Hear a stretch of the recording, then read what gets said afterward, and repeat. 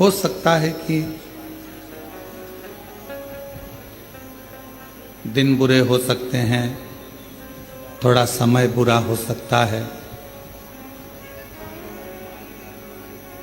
पर जिंदगी कभी बुरी नहीं होती, क्योंकि वो जिंदगी परमात्मा की दी हुई है।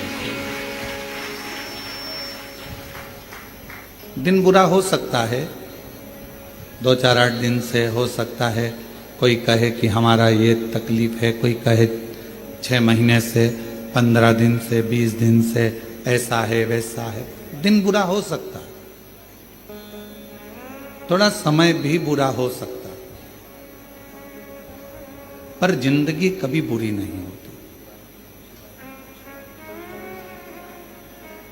उसने आपको और हमको यदि पृथ्वी पर भेजा है तो कुछ सोच समझ कर ही भेजा हो। मां के गर्भ से बच्चा जन्म लेता है, जब माता पिता दोनों विचार करते हैं कि अपने घर में संतान होना चाहिए, औलाद होना चाहिए, ये विचार कब आता है? जब वो दोनों अपनी बुद्धि से ये सोच लेते हैं कि हाँ, अपने पास में इतना आवक है, अपने बच्चों को अपन पाल लेंगे,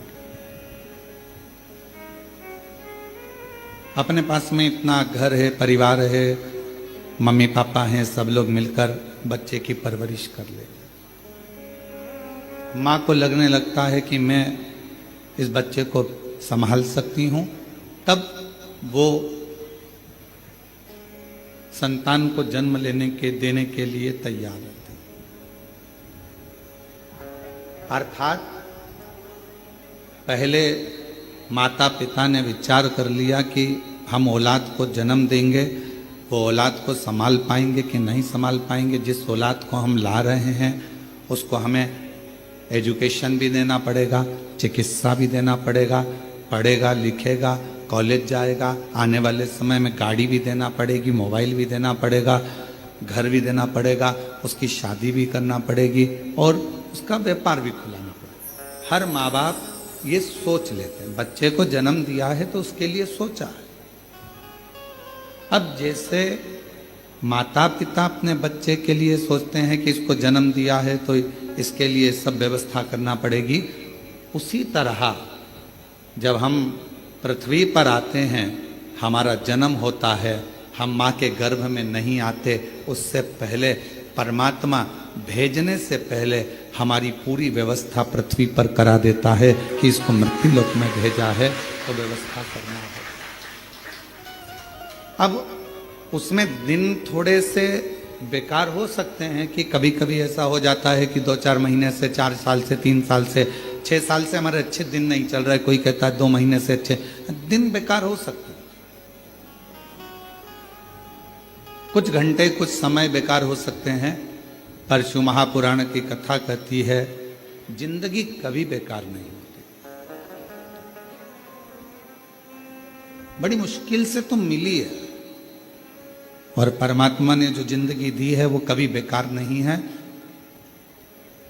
दिन निकल जाएंगे, समय निकल जाएगा, अगर अच्छी जिंदगी परमात्मा ने दी है और तुमने लगन से मेहनत और कर्म करा है तो फिर अच्छा समय आएगा और अच्छी जिंदगी के आनंद में फिर अच्छे दिन हमारे सामने प्रस्तुत। आप कभी इस जिंदगी से हताश मत होइए। आप कभी ये मत सोचिए कि हमारी जिंदगी बेकार, ना ना ना, बहुत अच्छी है। और तेरा ही दिया मैंने खाया पिया है, तेरा शुक्रिया है, तेरा शुक्रिया है। मुझे भोले बाबा ने बहुत दे दिया है, मुझे भोले बाबा ने बहुत दे दिया है, तेरा शुक्रिया है, तेरा शुक्रिया। ये जायदाद दी है, औलाद दी है, ये जायदाद दी है,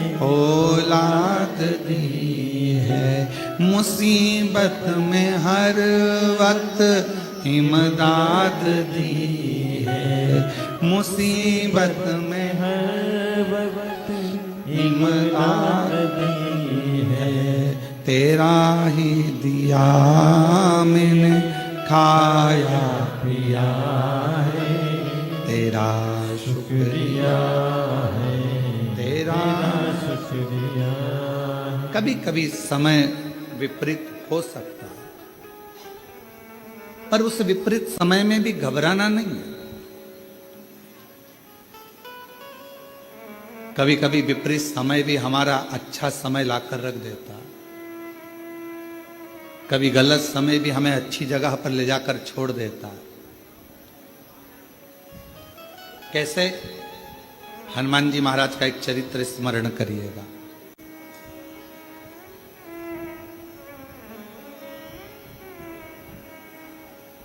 श्री हनुमान जी महाराज ने एक लीला रची और उस लीला में उन्होंने सूर्य को निगलने का भी प्रयास किया और निगल गया। बहुत सारा श्री हनुमान जी महाराज ने लीलाओं को रचा और एक बार ऐसा हुआ कि श्री हनुमान जी महाराज जब मूर्छा खाकर भूमि पर आए सूर्य के निगलने पर,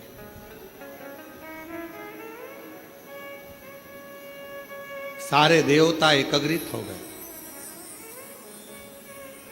और देवताओं ने श्री हनुमान जी महाराज मूर्छा खाकर गिरे और देवताओं ने उन्हें वर देना प्रारंभ करा।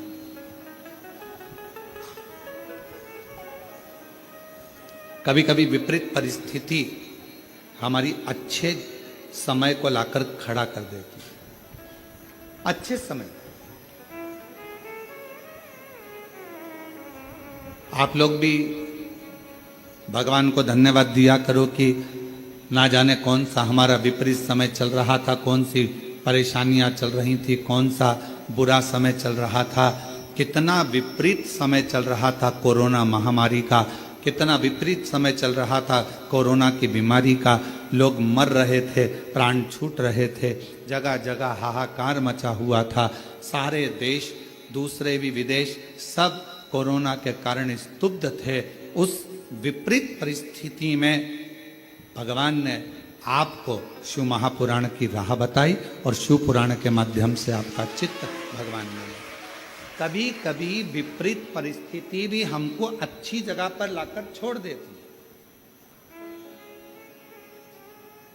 हनुमान जी महाराज अगर मूर्छा खाकर गिरे हैं तो उनको वर प्राप्त हुआ और उसमें सबसे प्रबल वर था हनुमान जी के पास, और श्री हनुमान जी महाराज के पास में वो सबसे जरूरी था, वो हाथ में होना बहुत जरूरी। और वो थी श्री हनुमान जी महाराज के हाथ में गदा। हनुमान जी के हाथ में जो गदा थी, जो सोटा था, वो मूल था। किसने दिया था? सारे देवता वर दे रहे थे, सब देवता। भगवान शंकर भी आकर खड़े हुए थे। भगवान शिव का ही तो अंश श्री हनुमान जी महाराज। शंकर सुमन कैसे? हनुमान जी महाराज शिव का ही तो एक अंश है, पर सब हनुमान जी को दे रहे थे और शंकर भगवान आकर खड़े हो गए कुबेर जी के पास, और कुबेर महाराज के पास में आकर श्री हनुमान जी महाराज को सब वर दे रहे थे। कुबेर जी महाराज भी वर देने के लिए तैयार थे कि मैं तुमको कुबेर का भंडार देता हूँ, शंकर जी का दिया हुआ ही मैं तुम्हें प्रदान करता हूँ। पर भगवान शंकर पास में खड़े होकर तुरंत कुबेर जी महाराज से बोले, आप हनुमान जी को वर मत दीजिए, आप हनुमान जी महाराज को अपनी गदा दीजिए, अपना सोटा दीजिए। कुबेर जी ने भगवान शिव जी से कहा, प्रभु सब आपका है, सब आपका। मेरा इसने सौंप उठाई, मिश्री उठाई, मलता हुआ खा के दांत खुरकता खुरकता बाहर निकल गया। अच्छा, देना वेना तो था नहीं इसको।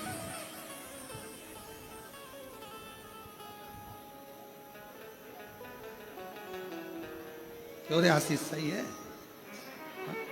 अब इसको देना वेना तो है नहीं। अब वो तो सौंफ और मिश्री खा के दांत खुरकता खुरकता बाद में। दो तरह के दोस्त हैं, एक खाते खाते टेबल पर से उठा जाकर पैसे कटवा दिए, और दूसरा वो अरे रुक तो सरी, अरे इतना देने वाला होता तो पहले ही चले जाता, और वहां जाकर काउंटर में नाटक कर रहा है, मैं दे दूंगा मैं दे दूंगा मैं दे दूंगा। बहुत मुश्किल है ये कहना मैं बैठा तो हूँ, क्यों चिंता करते हो? कई बार भंडारे होते हैं, बड़े बड़े आयोजन होते हैं, तो उसमें पीछे से कोई व्यक्ति बहुत चतुर होता है तो कह देता चिंता मत करो, तुम तो बहुत अच्छे से करो, बाद में मैं निपट लूंगा, मैं सब व्यवस्था कर दूंगा, सब व्यवस्था। क्योंकि उसको मालूम है कि भगवान का कोई भी कार्यक्रम छोटा मोटा होता ही नहीं है, और तुझसे क्या मांगेंगे, भगवान ही इतनी पूर्ति कर देता है कि तुझसे मांगने की जरूरत ही नहीं पड़ती है। दो मित्र हैं, एक जेब में हाथ डालता है पर देता नहीं है, और दूसरा वो है जो तुरंत निकाल कर दे देता है। तो मेरे शंकर भगवान वो मित्र हैं जो एक सेकंड की देरी नहीं लगाते। तुम शंकर जी के मंदिर पर जाने से पहले अपने घर का दरवाजा छोड़कर लोटा लेकर, जब तुम अपने घर में पानी का लोटा उठाते हो, भरते हो, बाहर निकलते हो, तुम्हें लगता है कि तुम शंकर जी के मंदिर में शंकर जी को जल चढ़ा रहे हो, उस समय पर शंकर भगवान तुम्हारे घर में आ जाते हैं तुम्हारा भंडार भरने के लिए। शिव जी जेब में हाथ नहीं डालते, शंकर भगवान तो उठाया और दे दिया।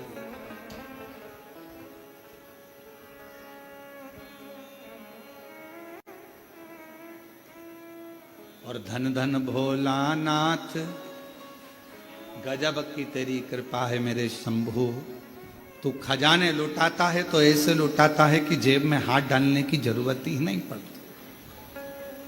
एक माता, पिता, सच्चा गुरु और मेरा शिव अपनी जेब में हाथ नहीं डालता। माँ जहां बैठी होगी और बेटे ने कहा मम्मी देना जरा 5 रुपए, और मम्मी ने गद्दा थोड़ा सा ऊंचा करा, ये माँ पर्स मर्स नहीं खोलती, तुरंत उसने कहा मम्मी मेरे को 5 रुपए दे देना। इतने देर में तो मम्मी ने चल जा। बच्चे ने मन में सोचा कहां कहां रखती है मेरी मम्मी पैसा, इधर उधर। माँ जेब में हाथ नहीं डालती, तुरंत निकाल कर देती, पापा पापा मुझे ये चाहिए। तुरंत उन्होंने निकाला अपने पास। गुरु, कोई सदगुरु है, कोई सच्चा भगवान का भक्त और गुरु है, वो अपनी जेब में से निकाल कर कुछ नहीं देगा। जैसे ही शिष्य ने आया और उसका चेहरा पढ़ लिया, उसको कहने भी नहीं देता, केवल एक निगाह से देख लेता है और झोली भर देता है। अपने हाथ से निकाल कर गुरु कभी तुम्हें नहीं देगा, अपने पास का निकाल कर गुरु कभी नहीं देगा, क्योंकि गुरु आपको भिखारी जैसा नहीं देखना चाहता, गुरु आपको राजसी ठाट में देखना चाहता है। वो निकाल कर नहीं देगा, वो अपनी कृपा की दृष्टि करेगा, वो अपनी दया की दृष्टि करेगा, वो शिव दृष्टि करेगा। और जब अपने शिष्य को गुरु देख लेगा, उतनी देर में बस विचार कर लेगा जी यहाँ से जाएगा, इसको मिल जाएगा, मैं दूंगा तो इसको लगेगा कि मैं क्या भिखारी हूँ, मैं मांगने वाला हूँ। और आज अगर मैंने भिखारी बना दिया तो सेठ कब बनेगा, इसलिए इसको सेठ बनाना है, तो ये जाएगा और इसको अपने आप इसकी मेहनत से मिल जाएगा। वो गुरु। शिव भी, मेरे शंकर भगवान अपनी जेब नहीं रखते। मेरे शंकर भगवान अपने पास में दौलत धन बहुत सारी जेब नहीं रखते। कोई आया, उसने तो तुरंत शीश नवाया, शिव जी की चढ़ी हुई भस्म उसके मस्तक पर लग गई, और चपटी भभूत में है खजाना कुबेर। अब जो भभूत चढ़ी हुई है वो कुबेर का भंडार भरने वाला, कुबेर का खजाना, हाथ ना लगाने। महाराज शिव कथा कह रही है, भगवान शंकर का चरित्र कह रहा है। भगवान शिव जी मेरे ओघड़दानी कुबेर जी के पास जाकर खड़े हो गए और कुबेर जी से कहा, देव वरदान मत दो, वरदान मत दीजिए। तो क्या देना है?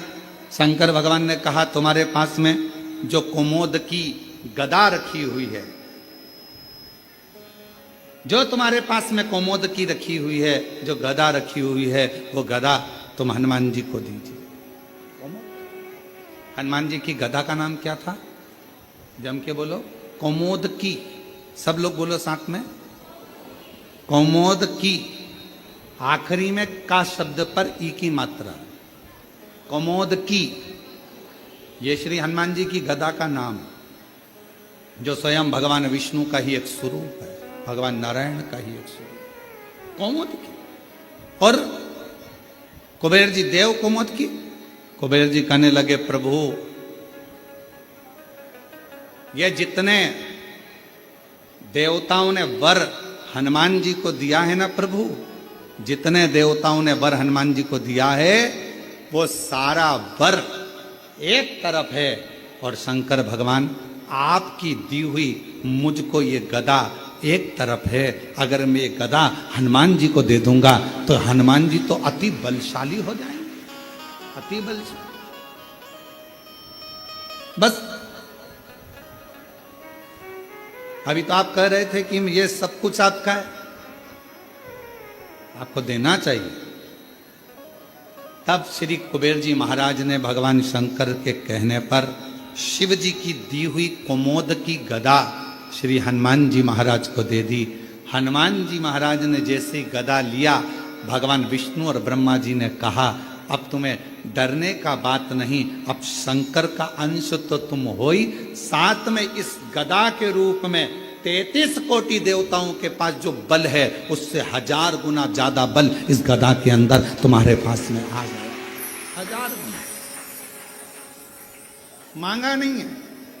मेरे ओगरदानी ने, मेरे शंभू ने, मेरे शंकर भगवान ने किसी से मांगा नहीं। मेरे शंकर भगवान ने, हनुमान जी ने भी किसी से मांगा नहीं। बस उनको वर की वर प्राप्त हो गया। तेरे मंदिर में आना मेरा काम है और मेरी बिगड़ी बनाना तेरा। और शंभू शरणे पड़ी मांगू घड़ी रे दुख काटो दया करी हो। शंभू शरणे पड़ी मांगू घड़ी रे दुख काटो दया करी दर्शन आपो। शिव जी के दरवाजे पर जब हम अभी आप लोग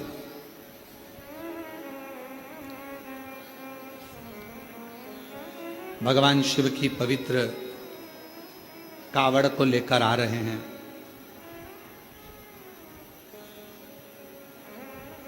और भगवान शंकर की पवित्र कावड़ का लाभ ले रहे हैं।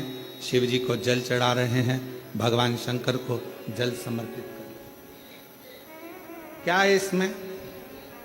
2 लोटा जल, एक बांबू डंडा सुंदर वस्त्र से लपटा हुआ,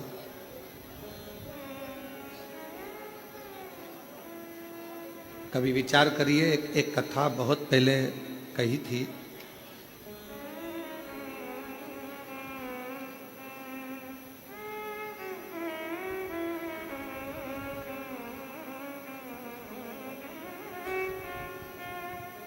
एक बात बहुत पहले का स्मरण है कि छत्तीसगढ़ में इस कथा का वाचन करा था रेवा सुतार। क्या नाम है उसका? रेवा सुतार। क्या करता था? लकड़ी का काम।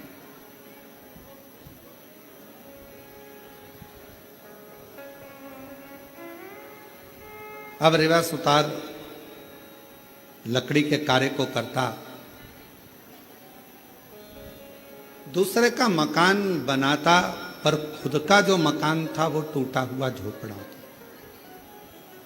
पत्र पड़े हुए थे उस पर, पत्ते। और वो पत्र उस पर पड़े।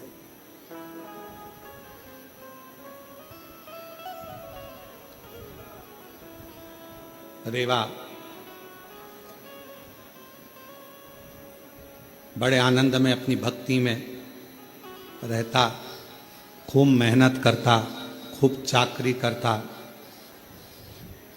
खूब मेहनत करता, खूब चाकरी करता।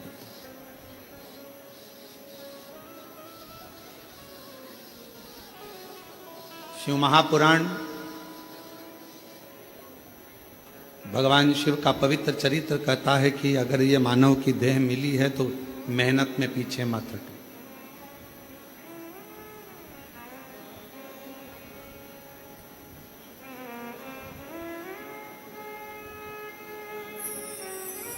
यदि मानव का शरीर मिला है तो मेहनत में पीछे क्यों हटना।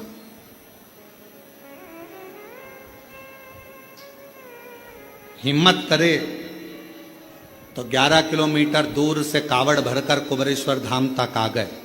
हिम्मत करी तो आए ना, हिम्मत ही नहीं करते, अरे मेरे से तो चलते नहीं बनेगा, मेरे से तो नहीं बनेगा, मेरे से तो नहीं बनेगा। पहले ही अंदर से अगर टूट जाओगे तो फिर कुबरेश्वर धाम तक आ पाओगे? जम के बोलो जरा, नहीं ना। हिम्मत करी, चलते जाओ। बोल बम, बोल बम, बोल बम, बोल बम, बोल बम, बोल बम, बोल बम। और चलते चलते चलते चलते चलते चलते चलते आधे रास्ते पहुंच गए। आधे रास्ते पहुंचने के बाद भी मन में ऐसा आ रहा है आगे चलूं कि ना चलूं। अब फिर मन में आया 2 किलोमीटर और बचा है, थोड़ा सा हिम्मत और करती है। और बोल बम, बोल बम, बोल बम, बोल बम। और चलते चलते चलते चलते आखिरी में कुबरेश्वर बाबा के धाम में बाबा ने बोला हिम्मत करी। अब जरा विचार करिए कि तुम्हारे हिम्मत करने से, मन को मजबूत करने से और अपने विश्वास को पक्का करने से जब तुम कुबरेश्वर बाबा के धाम तक आ सकते हो तो तुम्हारी मेहनत से, तुम्हारे परिश्रम से, तुम्हारे अच्छे कर्म से तुम जो चाहते हो जिंदगी में वो लक्ष्य तक पहुंच भी सकते हो। अपना लक्ष्य कौन चढ़ाता है? शिव महापुराण की कथा में रेवा सुतार की कथा कहती है कि कावड़ यात्रा में पांव नहीं चलते, कावड़ यात्रा में कदम नहीं चलते। याद रखना, कोई तुमसे कहे कि पांव से चलकर गया, कदम से चलकर गया, शिव महापुराण की कथा कहती है कावड़ यात्रा में भगवान शंकर का 2 लोटा जल ले जाने में कभी भी कदम नहीं चलते, पांव नहीं चलते। तो क्या चलता है? शिव महापुराण की कथा कहती है आपका विश्वास और भरोसा चलता है, आपका विश्वास चलता है। मैं जाऊंगी मेरे भोले बाबा के पास में और उनसे जाकर अपने दिल का भाव कहूंगी, मेरा बाबा स्वीकार कर, मेरा बाबा स्वीकार। पांव नहीं चल रहे हैं, कदम नहीं चल रहे हैं, चल रहा है आपका विश्वास, चल रहा है आपकी दृढ़ता, चल रही है आपका भरोसा।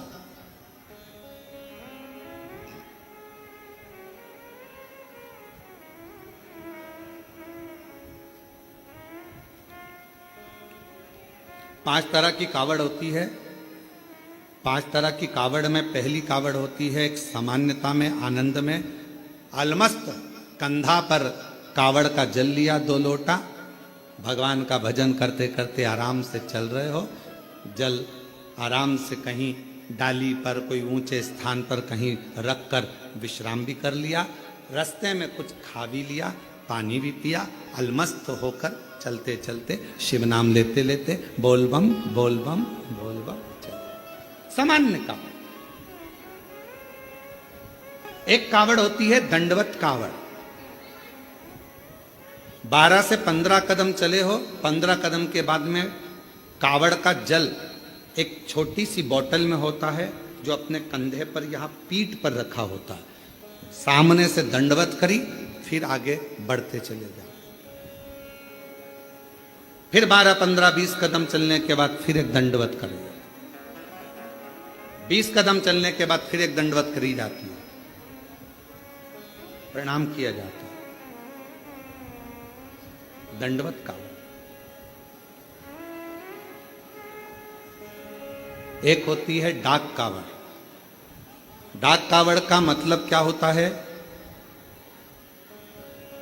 24 घंटा जैसे हमारे यहां रामचरितमानस के लिए वर्णन किया जाता है, अखंड रामायण बैठी। अखंड रामायण जानते हो ना सब लोग? अखंड रामायण का मतलब होता है दोपहर में 12 बजे चालू हुई है तो दोपहर में 12 बजे के पहले उसका विराम, 12 बजे तक उसका विराम होना चाहिए, 24 घंटे के अंदर वो विराम। डाक कावड़ का मतलब यही होता है। इस कावड़ को जहां से भरा जाता है वहां से लेकर 24 घंटे के अंदर जहां जाना है मंजिल पर, जिस मंदिर तक, जिस देवालय तक, शिवालय तक जाना है, 24 घंटे के अंदर वो पहुंचना चाहिए। चाहे तुम दौड़कर जाओ, भागकर जाओ, लेकर जाओ, पर 24 घंटे के अंदर वो पहुंचती है। और एक होती है खड़ी कावड़। खड़ी कावड़ किसको कहते हैं? खड़ी कावड़ में तुम मंदिर, तुमने जल लिया गंगा जी का, तो आपने जल लिया माँ सीवन का, आपने जल लिया माँ सरयू जी का, मंदाकिनी का, यमुना जी का, क्षिप्रा जी का, नर्मदा जी का। खड़ी कावड़ में कहीं रुकना नहीं है, चलते जाना है। कावड़ कंधे से नीचे उतरना नहीं है। वो कावड़ फिर इस कंधे से इस कंधे पर नहीं आती, एक ही कंधे पर चलती है। चाहे तुम जिस भाव से, फिर वहां बैठा नहीं जाता, चलते जाओ, चलते जाओ, चलते। फिर एक कावड़ आती है भगवान की अलख कावड़। अलख कावड़ किसको कहते हैं? जिसमें भगवान के मंत्र का उच्चारण, जहां से जल भरा जाता है वहीं से मंत्र का उच्चारण चालू हो जाता है, बोल बम बोल बम बोल बम बोल बम। अब कोई तुमसे बात नहीं करेगा तो उसमें बोल बम निकलना चाहिए, उसमें हर हर महादेव निकलना चाहिए, श्री शिवाय नमस्तुभ्यम निकलना चाहिए, ओम नमः शिवाय। जो मंत्र तुमने उठाया वो मंत्र तुम्हारे मुख से निरंतर चलना चाहिए। तो कई माताएं उसको बोलती हैं, आगे बोलो बोल बम, पीछे वाले बोल बम, खाने वाले, पीने वाले, चलने वाले, आने वाले, सोने वाले, आते बोले, जाते बोले। तो ये इसमें मंत्र का उच्चारण जहां से कावड़ उठती है, अलख कावड़ में केवल अलख जगाई जाती। जल लिया, चलते गए, भोजन करने भी बैठे हो, कोई से बात भी करोगे तो बोल बम उसमें निकलते रहना चाहिए, निरंतर जप चलना चाहिए, निरंतर। अब रेवा सुतार की कथा कहती है। एक रेवा सुतार लोगों के घरों में काम करता, कभी कुर्सी बनाता, कभी कुछ बनाता, कभी कुछ बनाता, कभी चौकी, कभी चौरंग, कभी पलंग, कभी खटिया, कभी कुछ बनाता रहता। परिस्थिति का ठीक नहीं था, उसके पास में इतना धन नहीं था, इतना वैभव नहीं था उसके पास, इतना धन।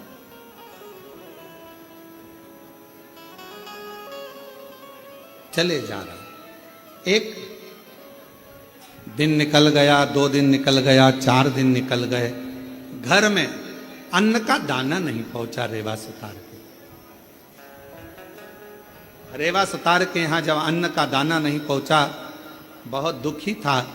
जैसे ही रेवा सुतार घर में पहुंचा, पहुंचते से ही धर्म पत्नी बाहर निकल कर आई, पूछा, स्वामी आपके पास में कोई भोजन की व्यवस्था हुई क्या? पति रेवा सुतार ने कहा कि मैंने बहुत प्रयास करा पर मुझे काम नहीं मिला। पत्नी कहती है 3 दिन निकल गए, आज चौथा दिन है, चौथे दिन में भी बच्चों को कुछ मिला नहीं, कुछ।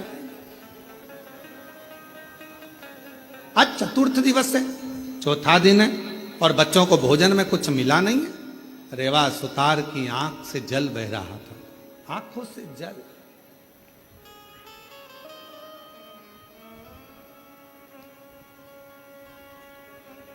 शिक्षा,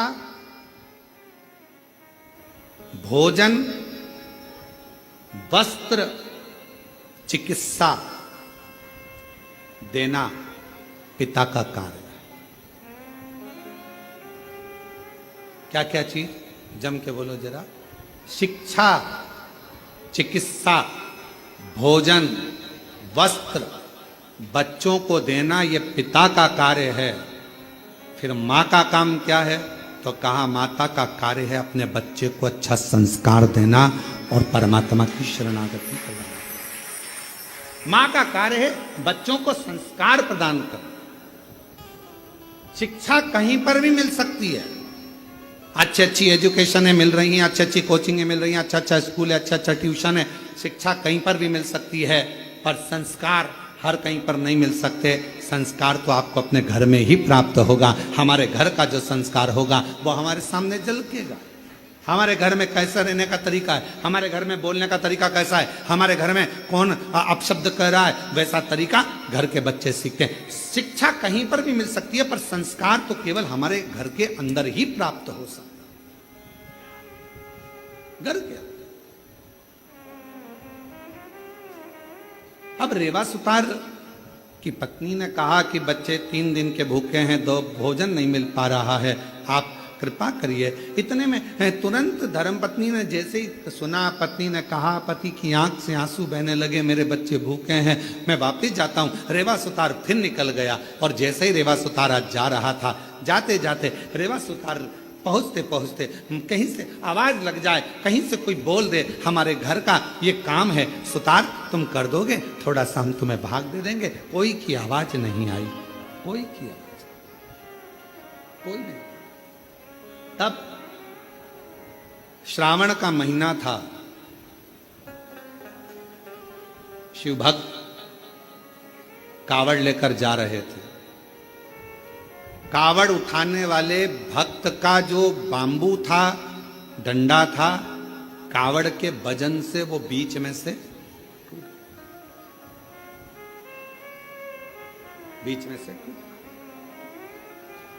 कौन ढूंढे?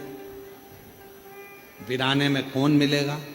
साथ वालों ने कहा कि अपन देख कर आते हैं, कोई तो मिलेगा। वहीं से सुतार आवाज लगाते हुए जा रहा था, किसी के घर में अगर लकड़ी का काम कराना हो तो मैं हूं, अगर किसी के घर में लकड़ी का काम कराना हो तो मैं हूं, मैं सुतार, मैं रेवा सुतार, अगर कोई काम हो तो जरूर बोलिए। इतने में उस कावड़ उठाने वाले के कानों में शब्द गया, उसने हाथ जोड़कर कहा सुतार जी से, भैया हमारा डंडा टूट गया है। सुतार जी बोले, मैं लेकर आता हूँ लकड़ी तो मैं दूसरा डंडा बना देता हूँ। अब रेवा सुतार दौड़ कर गया, लकड़ी काट कर लाया, डंडा निर्माण करा और उस डंडे पर कलश बांध कर उस कावड़िया के हाथ में दे दिया। कावड़िया ने डंडा तो ले लिया, रेवा सुतार ने कहा, भैया मैंने तुम्हारा डंडा तैयार करा, तुमने कुछ मुझे दिया नहीं। इतने में कावड़िया ने कहा, भैया हमारे पास देने के लिए कुछ भी नहीं है, कुछ भी। ए भैया हमारे पास कुछ भी नहीं। भैया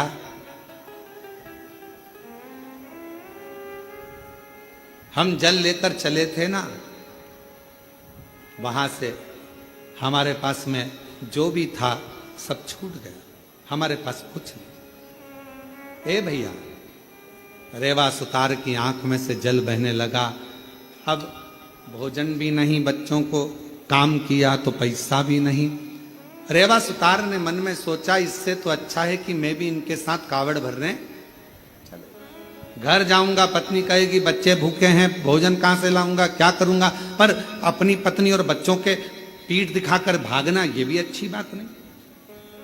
रेवा सुतार ने सोचा, एक काम करता हूं, अगली बार कावड़ भरने जाऊंगा, अभी तो मैं अपने घर जाता हूं।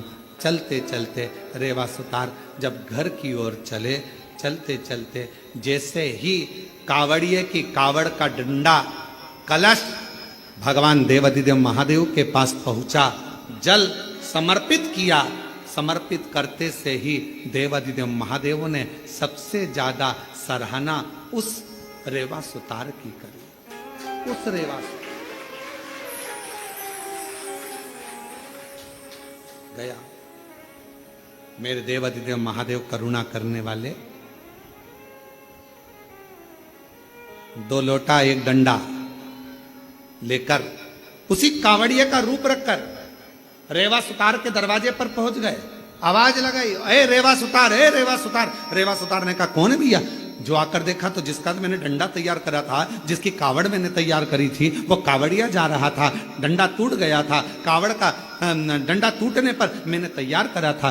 भैया क्या बात है? इतने में उस कावड़िए ने कहा, भैया रेवा सुतार, तुम्हारे को हमने दक्षिणा में, तुमने हमारा डंडा ठीक करा था, उसका शुल्क नहीं दे पाए थे, इसलिए हम ये 2 लोटे 1 डंडा कावड़ का तुम्हें दिए जाते हैं, अब तुम इसको रखना, यही हमारा तुम्हारा शुल्क है। जैसे ही 2 लोटा 1 डंडा कावड़ का रेवा सुतार के पास में आया, रेवा सुतार ने सोचा चलो पैसा नहीं आया तो कोई बात नहीं, अगले साल यही डंडा यही लोटा लेकर चले जाएंगे,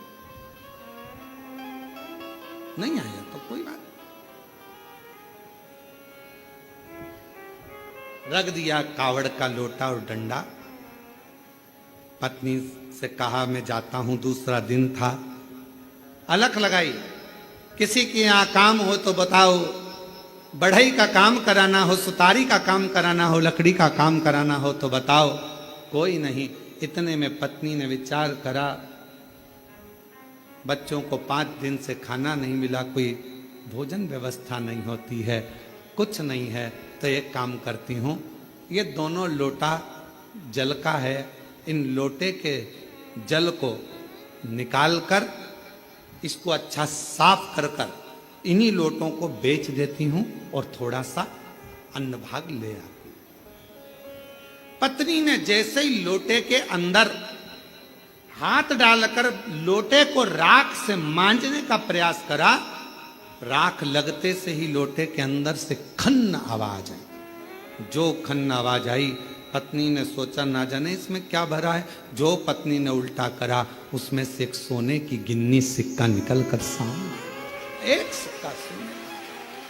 पत्नी ने सिक्का देखा, दौड़ती दौड़ती पल्लू में बांध कर रेवा सुतार के पास गई। तुम जो लोटा लेकर आए थे, ना जाने किसने क्या दे दिया था, उसमें सोने का सिक्का है, चलकर देखो। पति ने जाकर जो देखा सोने का सिक्का, ना जाने बेचारा किसका रह गया, जाकर देता हूं। सिक्का लेकर दौड़ पड़े। दूसरा दिन फिर आया, पत्नी ने फिर लोटे को मांजने का प्रयास करा, सोने का सिक्का फिर गिर जाता। फिर पत्नी उस सिक्के को लेकर जाती, पति उस सोने के सिक्के को ढूंढता उस कावड़िया को देने के लिए, पर उसको क्या मालूम कि वो कावड़िया नहीं था, मेरा महादेव स्वयं कावड़िया बनकर आया था, जो देखकर चले गया था।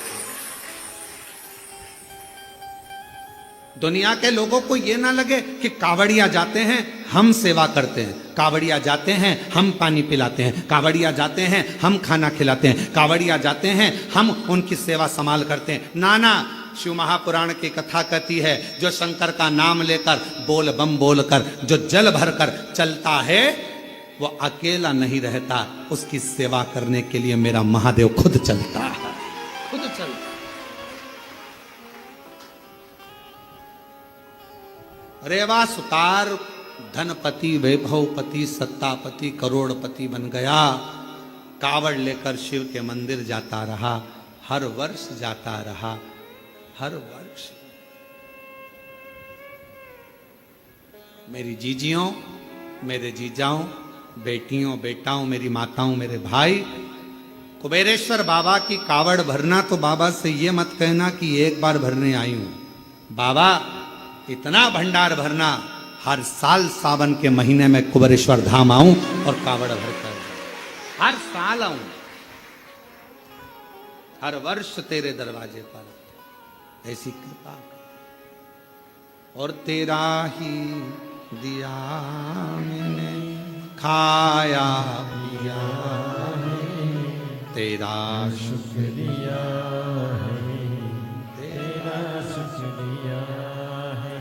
मुझे भोले बाबा ने बहुत दे दिया है, तेरा शुक्रिया है, तेरा शुक्रिया।